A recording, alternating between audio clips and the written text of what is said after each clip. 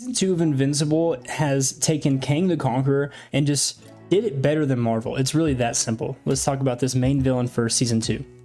So obviously one of the biggest issues that Marvel's facing right now is probably having to move away from Kang the Conqueror due to a couple different reasons, I think. One of the main ones obviously being the actor and all of these different allegations and the court cases going on. So they're probably gonna, at the very minimum, just recast him. But it's kind of looking like they're going to be transitioning away from him altogether from that entire character of Kang the Conqueror.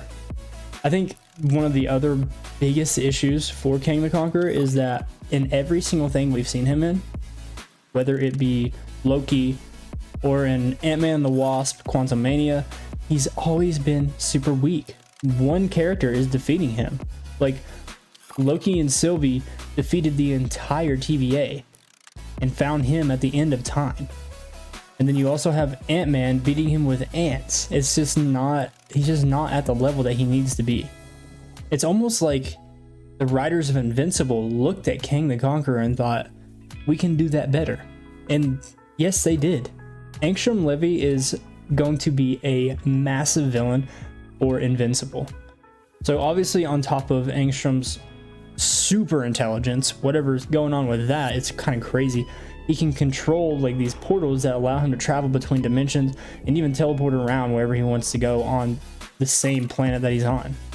He's kind of built a team of these super mind villains that are helping him complete whatever mission it is that he has. I also think they've already given him a great story arc. At first, he's just this scientist who doesn't really want his plan to kill people or interfere with humanity in the worst ways like it's likely going to. But then, obviously, once Invincible ruins his plans, he now has a reason to hate him. But at the same time, he's absorbed the memories and the minds of all of the different angstroms from all the different dimensions that he pulled to do so. In that process of absorbing all their memories, whenever he takes the helmet off, and obviously there's a huge explosion that he probably should have died in, but he didn't.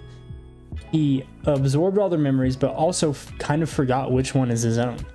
His original plan for that device and what he was doing was actually pretty solid. It was such a great idea, such a great plan, that just having the knowledge of the entire multiverse, he could help cure diseases that need to be cured. He could help save people. But at this point, Invincible kind of ruined his plan. So Invincible was kind of made out to be the bad guy in his own mind, in, well, all of his minds. I'm also loving that they're showing the world being very hesitant about Invincible. Even though he did fight his dad, Omni-Man, they know that Omni-Man was his dad. So they're being very hesitant about letting him just kind of have free roam over all these different tasks that a hero would have. I also think they're showing his internal struggle with, am I going to become my dad, really well. It's quite possible that they are setting up him versus himself from that evil dimension that they showed in the first scene, basically.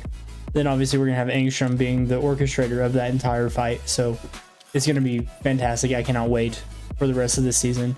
I love this show so much. And it just blows my mind that this animated show about Invincible is doing Kang the Conqueror but better. I mean, the dude basically had his own council and he absorbed all their memories. Kang is kind of lacking. Alright, that's going to be it for this video. Let me know what you guys think about Angstrom Levy being the main villain of Invincible Season 2, and please tell me you see the similarities between him and Kang, because maybe I'm just going crazy. I appreciate you guys for watching. Make sure you subscribe, and I'll catch you in the next one. Peace.